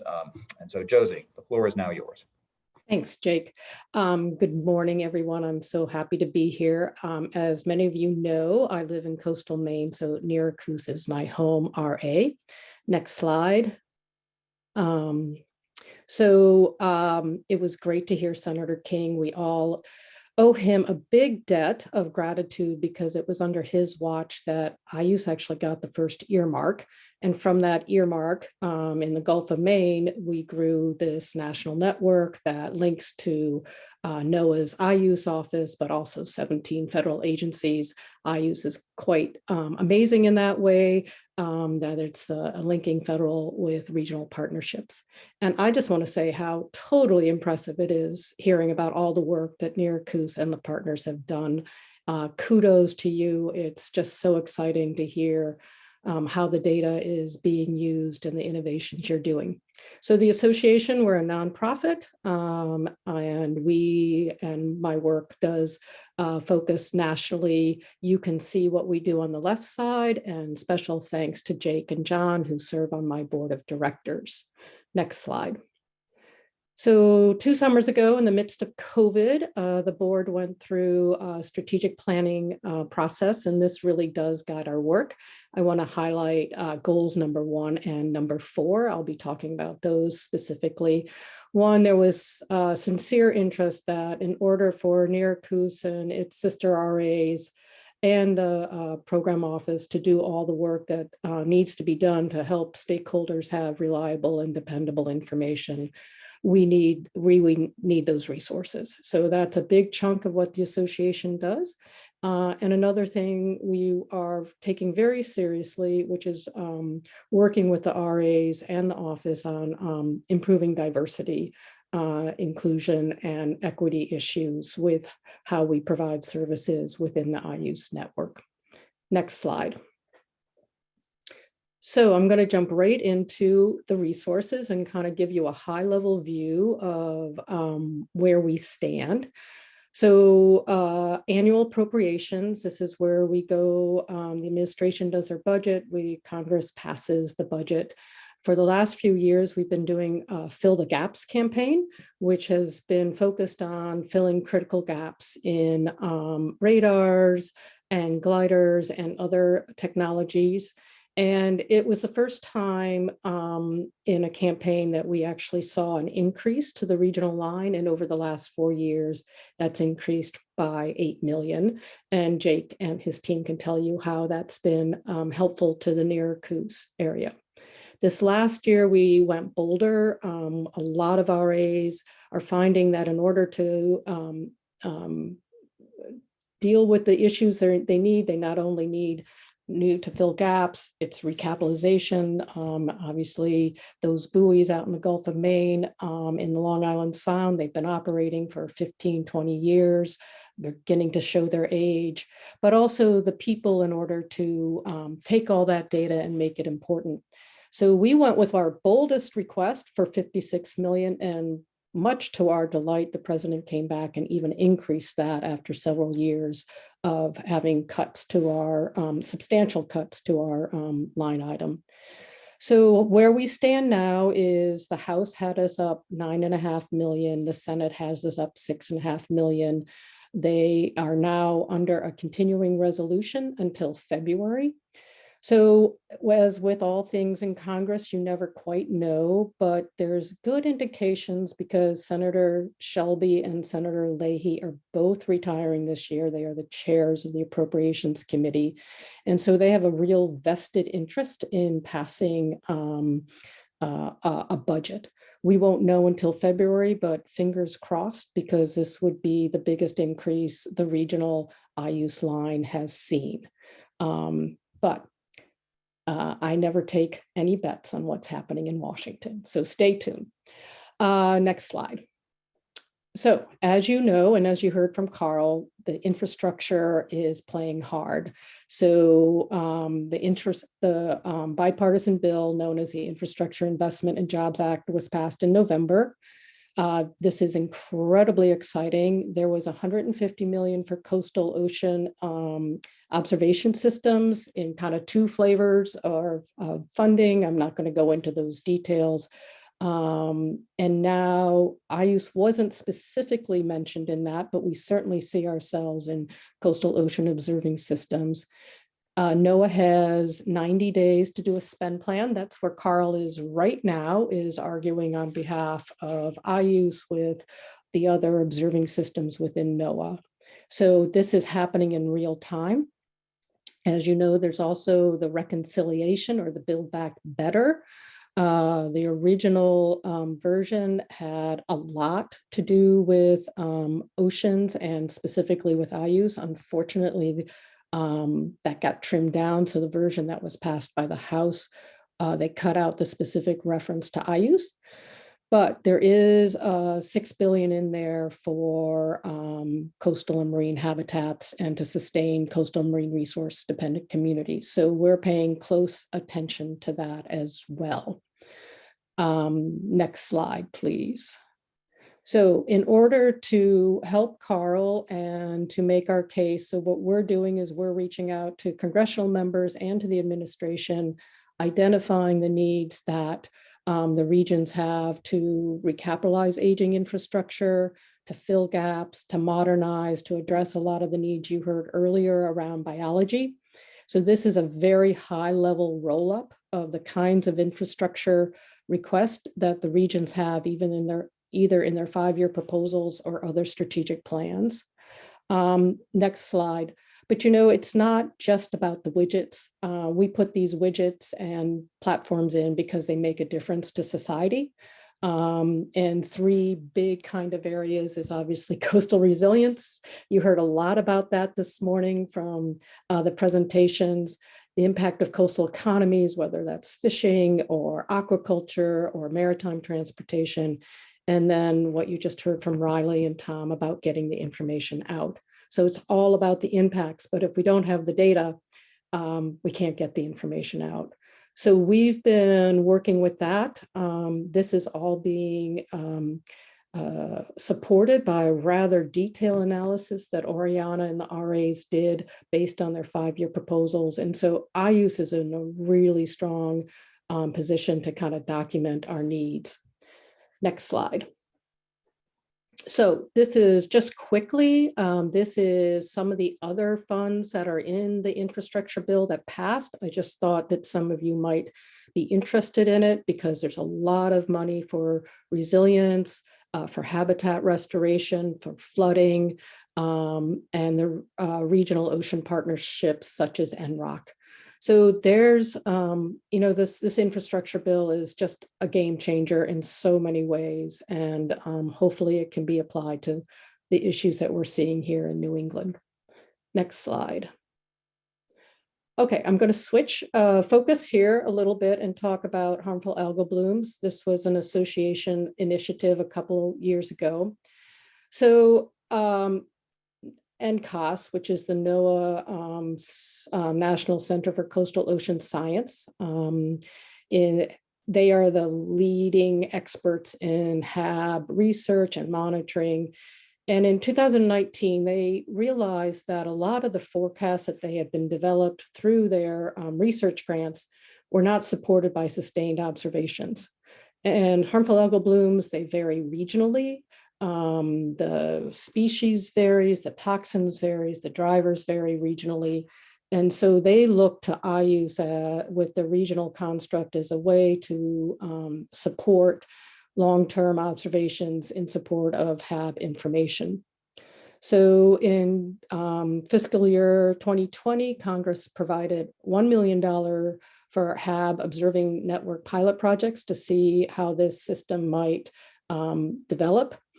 We took this on very seriously in the association while we were glad for the pilot projects. We wanted to make sure that it was not only helping the region where the funding was going, but it was going to help really the broad network. So we worked with a variety of people, including Don Anderson at WHOI, to do an implementation strategy to kind of think about what would happen.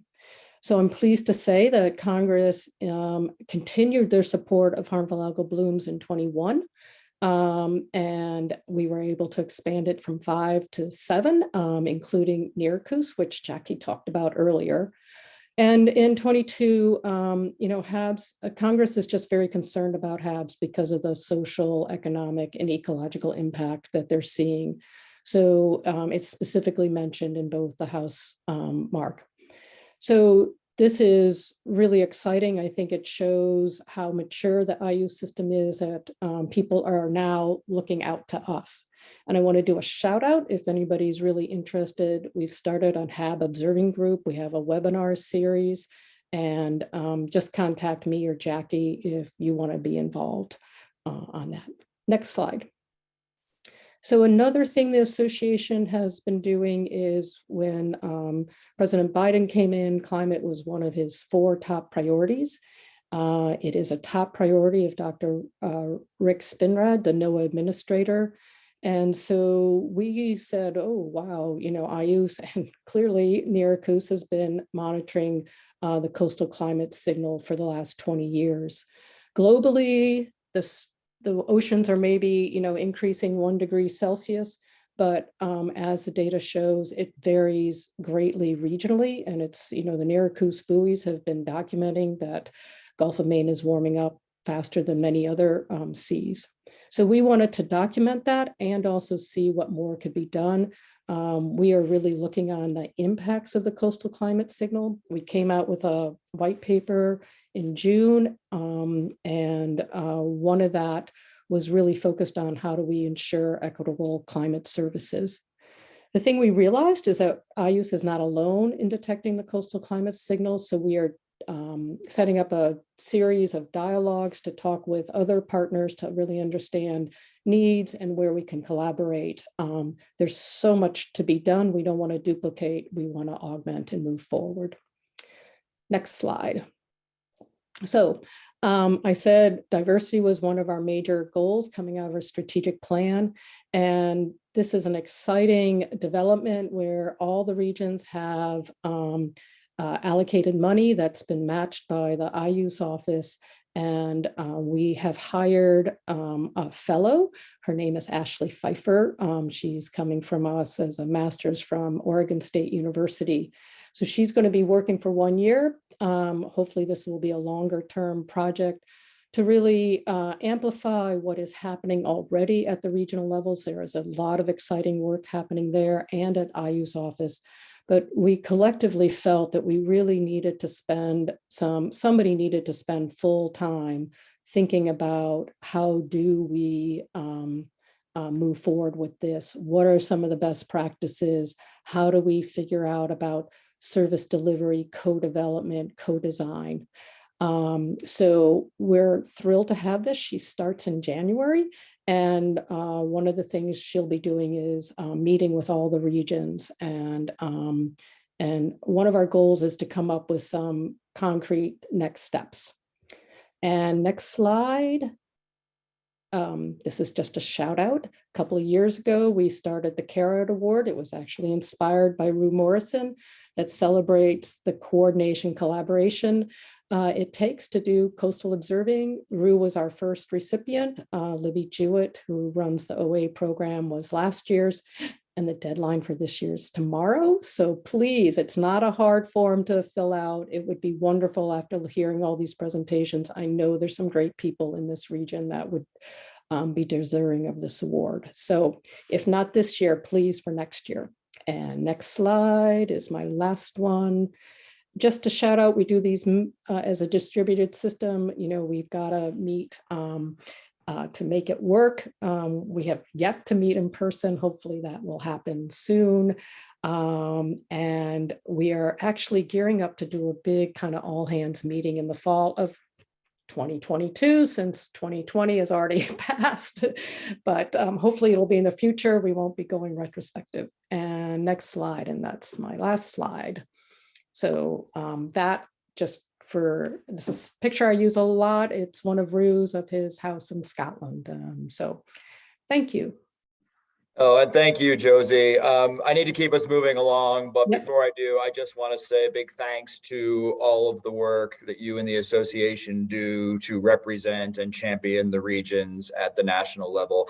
And also, I have found the association plays a really vital role in just connecting all the regions and the directors in particular. As a newer director, not the newest anymore. There's now two more who are more rookie than I am, but that's been just invaluable to kind of have that access in those discussions. And that's all done through you. So thank you, Josie. I'm going to move us on now. We're going to go a little bit past noon, but not too far, I hope. I hope everyone can stay with us. We'll still have a nice break before we reconvene at 1. The next slide is telling us that Carl Gouldman is going to be speaking to us. The part of Carl Gouldman will be played today by Oriana Villar. Carl joined us at the top of the meeting, for those of you who were with us then. And Oriana is going to pick it up and continue with an update from the IOOS program office. So Oriana, take it away. Thanks so much, Jake. And thanks everybody for having me here. And in a way, it's great to be one of the last ones going, because thanks to the great presentations at the very beginning and also Josie's presentation, it's pretty much set the stage for the slides that I'm going to go into. So with that, let's jump in. Next slide, please. The Ocean Enterprise Study. This study was just released actually this week. And essentially, we've completed another round of surveys and analysis for the last 5 years. The study provides trend information, including market shifts and impacts from COVID since the pandemic hit, right before we surveyed in the summer of 2020. And essentially, why does this matter? We're studying this part of the blue economy because it represents the engine of the new blue economy, where we gather and observe, analyze and add value, predictions and information services that support decisions that have economic impacts every day. So by understanding the value chain and the partners and players in the ocean enterprise, we can then partner more to innovate and meet the ever-growing need for IOOS and ocean information writ large. So the link is included there. I'm happy also to drop it in the chat. I encourage all to read, but just some preliminary or some results from the study. There was an increase of 300 new companies, nearly 1 billion in revenue, and 100,000 new jobs that are showcased in the study versus in 2015. And so you will also see the study demonstrates a clear shift away from oil and gas markets to wind energy and water quality market sectors. Next slide, please. And this one just sets the stage. And thanks again to Tom and Riley, who did a great job also setting the stage for the next couple of slides. But NOAA provides ocean predictions for marine navigation and coastal hazards from surge. In the next slide, what we want to highlight is just how modeling is of high importance to IOOS and high importance to NOS. So just over a year ago, we brought on a new program manager, Tracy Fanera. She has 2 roles. One is to lead the modeling portfolio within our office, and the other one is to help coordinate the NOS modeling efforts. So for the last year, she's been mainly working on those 2 things. And the basis for all of this is that Community Modeling Strategy 2017, which published in the Journal of Operational Oceanography, Wilkins et al. And that really helped NOS and the IOOS folks, or the NOAA folks, developed an NOS vision, which was established this past spring. And I can drop the actual vision in the chat right when I finish. From there, in October, we held a community modeling workshop, which essentially brought everybody together and for NOAA or NOS to gather information. And then stemming from that, NOS locked themselves in a room and started developing this modeling strategy. And we anticipate a draft in 2022. Next slide, please. And this just goes through the vision for NOS modeling. Like I said, I can also drop in the chat the actual vision, which goes into more detail. Safe, efficient marine navigation, protecting human health, coastal resilience, risk reduction, improved maps and coastal management, hazardous spill response and search and rescue, and then managing coastal and marine living resources in a changing climate. And like I said, that will feed into or is feeding into the NOS modeling strategic plan. Next slide, please. Well, again, this was just the community workshop. I will say the workshop is now developing their report, and that will publish as well, hopefully either this month or in early 2022. Next slide. Okay, a little bit on the IOOS Advisory Committee, just a few updates. They just met November 29th and December 6th. Dr. Spinrad has appointed 5 new members and reappointed 10 returning members. Those are the ones listed here. As you can see, Owen Howlett is no longer with Tetra Tech, but we're still getting his updated affiliation information, thus the little star there. In this past summer, in June, July timeframe, after the last advisory committee, they provided a set of recommendations. So we of course welcomed those recommendations, and we took a deep dive into them, and some of the recommendations we're already moving forward on, including the IOOS role in detecting the climate signal at the coast and understanding the requirements for IOOS. But in totality, these recommendations push IOOS to take it to the next level of maturity for our enterprise.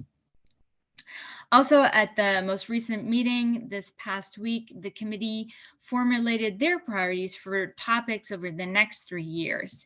And you can see these as Tier 1 and Tier 2 on the slide.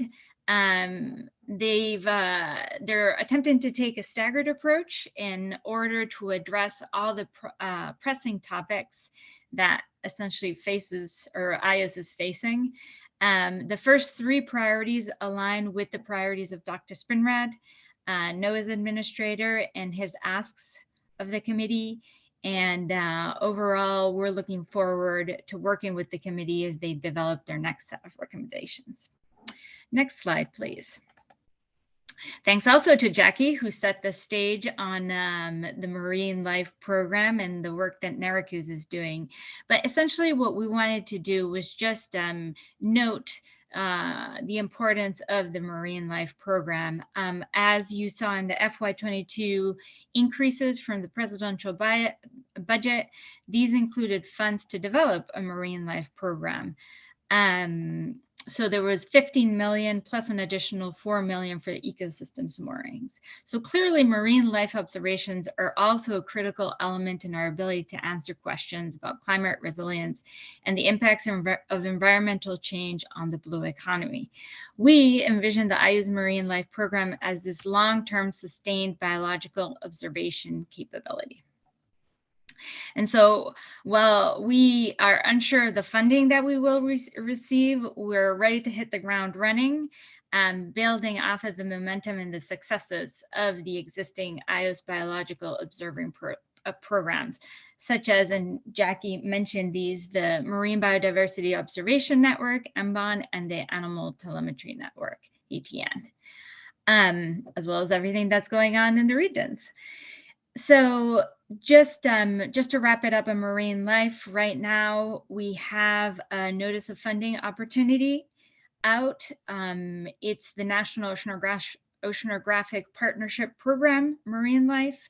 It published in September. Proposals are due December 17th, so next Friday. And we're anticipating those proposals will start in June of 2022. And there is funding within this proposal from NOAA, NASA, BOEM, and ONR. And it does include language specific requesting that proposals linked to RAs and the work that they're doing in the regions, and user engagement requirements. I can also drop the link in the chat if folks want that. Next slide, please. I'm not going to go into this slide in detail, but we did want to showcase some initiatives to watch. I'm happy to provide further information in the chat. But overall, these are priorities for us, and these are especially the bottom part of the slide. These are areas where we're starting to see a lot more collaboration within NOAA and a lot more engagement, and the IOOS folks within our office sitting in these groups or on these panels and making those connections with other NOAA line offices. So we wanted to highlight that. And then the next slide is a big thank you. So the first thank you is to Eve Cinquino, and I hope I pronounced that correctly. And it's the work that she's leading at WHOI, and it's specific to HFR work. So Eve was appointed by Jake as the NERACOOS radio frequency point of contact or coordinator, settings coordinator. This was a request that came from our office. She continues to assist the IOOS Surface Currents Program Manager and the PIs operating HFRs in NERACOOS. And all of this work is needed to get the HFR's FCC license to use the ITU bands. So even though the job isn't finished, there's been a lot of good progress made, and in particular, it's thanks to her. So a big thank you. And then the other thank you is the support provided by the team working on the OTT project, software tools for the mitigation of wind turbine interference in the US IOOS network.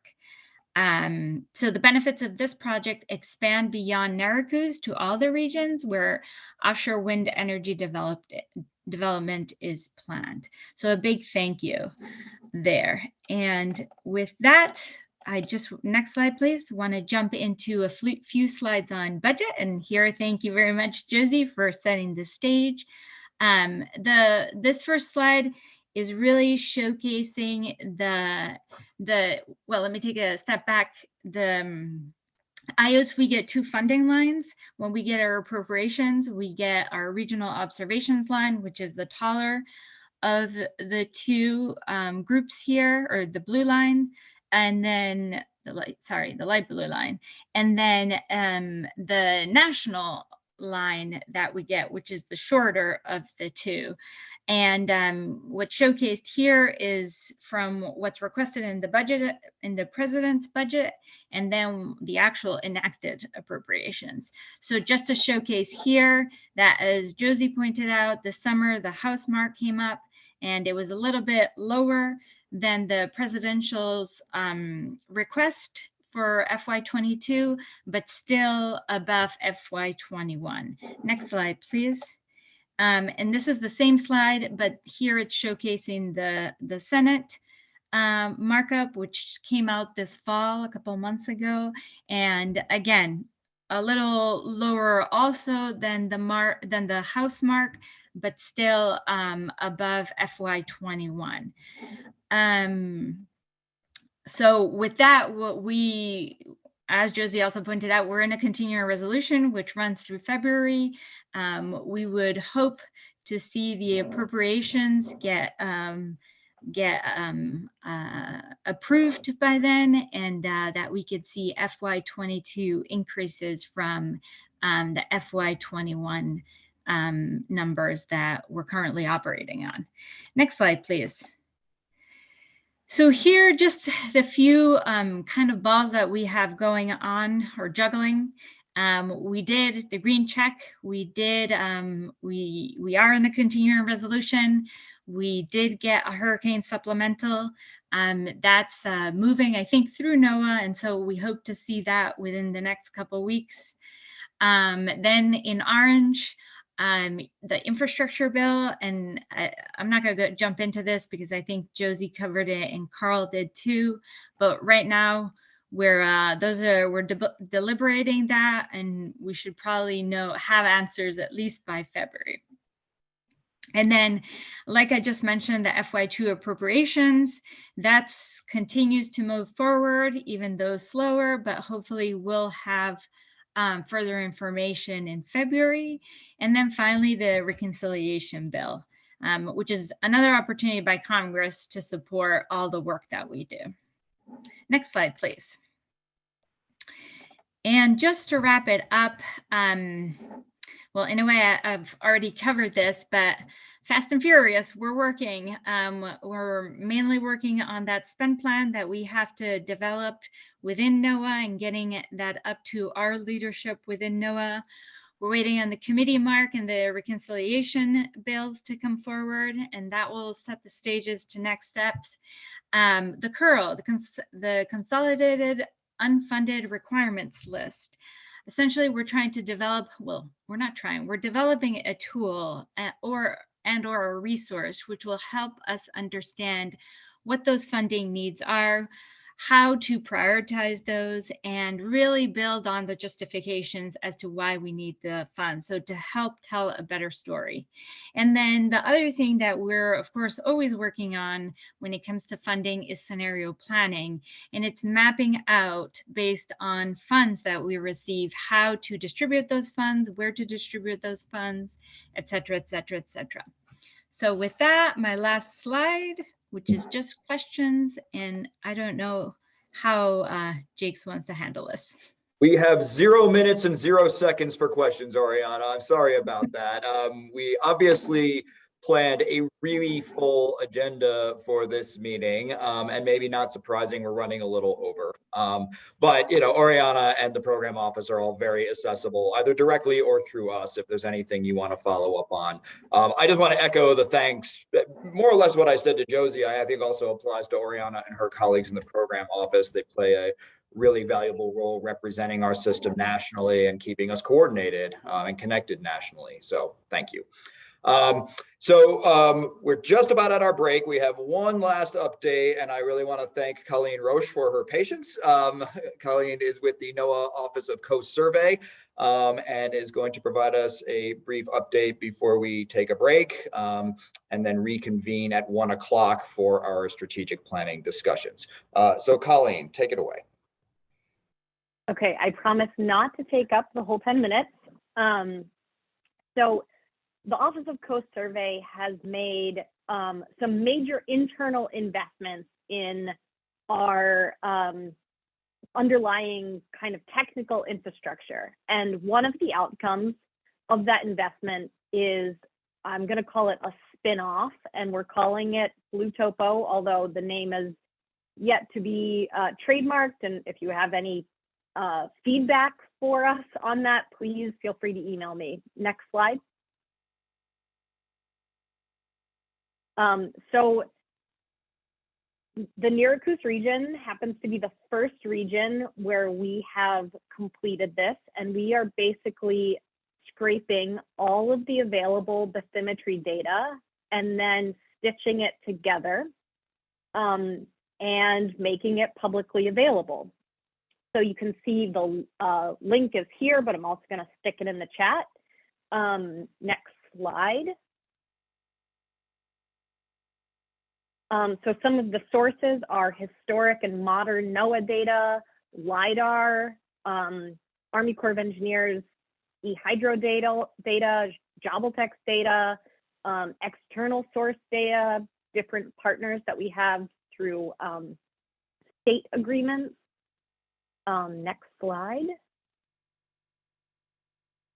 So the Blue Topo products are on NAVD 88. And the horizontal datum is NAD 83. The sources of the surveys are public and pre-reviewed, but no sensitive data. And sensitive data could be because of a SHPO requested that there's a rec of historical significance, so within it, so we wouldn't put it out. But they are available in an AWS bucket. I put it in the chat for anyone who is interested. They are in 3-layer geotiffs with raster attribute tables. And next slide.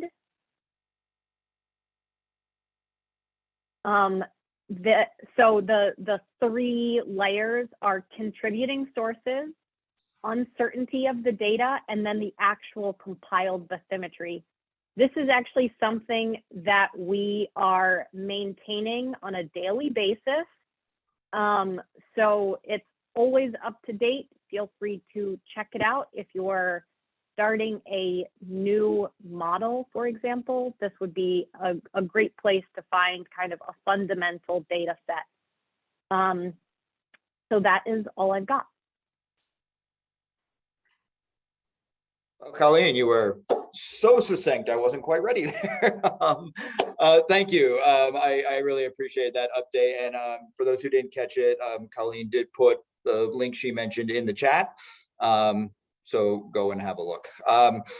All right, so that takes us to the end of our morning session, a scant 13 minutes past the top of the hour, which is not too bad. That'll still give us a good 45 minutes before we reconvene at 1 o'clock.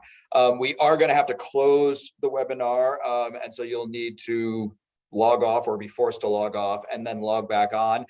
That's because we're going to shift it over to a format that will let everyone speak and interact a bit more during the breakout sessions. But the same link will work. We tested this, we're pretty sure. And so I think without further ado, I'm going to adjourn our morning session.